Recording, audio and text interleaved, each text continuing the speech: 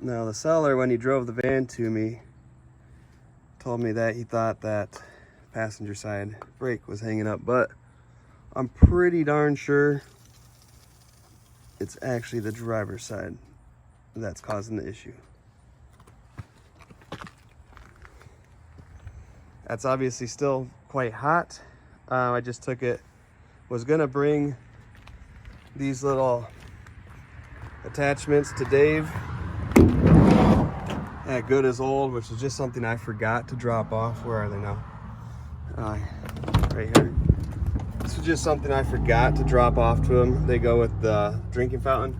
He told me it's no rush, and I said, well, you know what? I gotta test out the van anyway, because I sprayed this PB Blaster, and I wanted to see if it helped. And at first 20 minutes of the drive, I thought it did help. The next 30 seconds of the drive, I realized it hadn't helped. The issue is just that it doesn't act up until it's hot, and that's why I didn't catch this on the test drive.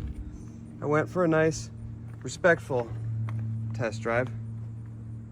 I offered to hand him some cash before I took the van, and he said, no, don't worry about it.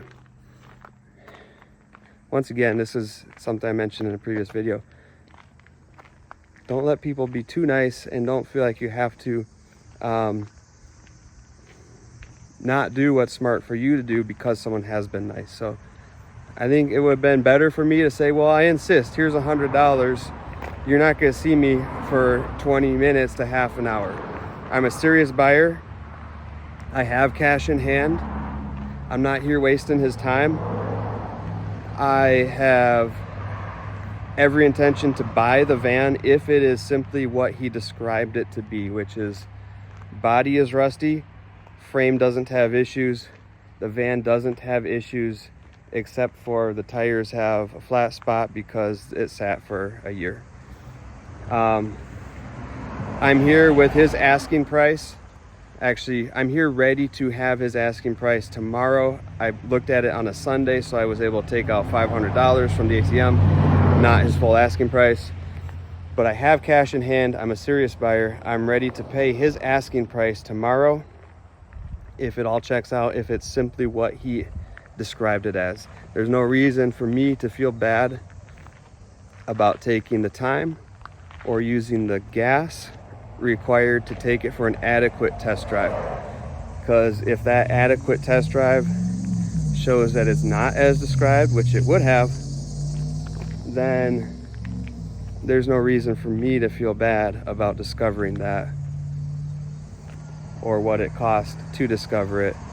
And if I really want to be nice, I can put $10 in the gas tank and return it fuller than it was, and all it cost me to find out that I don't want to buy this vehicle is $10.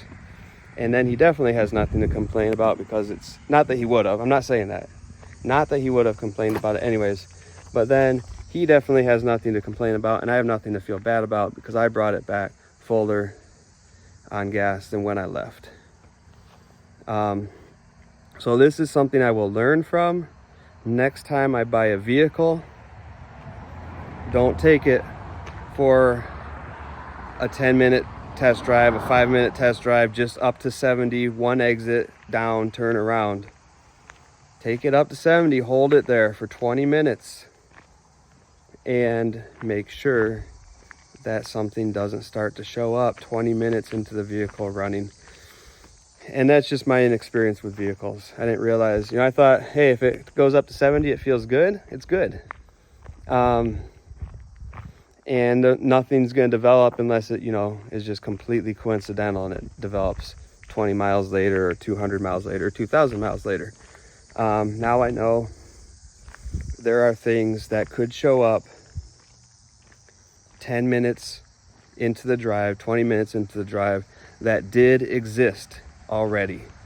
And they just don't show up until things are up to temp. So that's my takeaway for this video.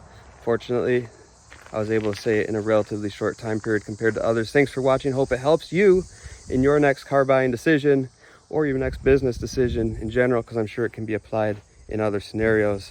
that general logic. Don't rush things. That's what it boils down to. Don't rush things. Be thorough. Cool. Thanks for watching. Talk to you later.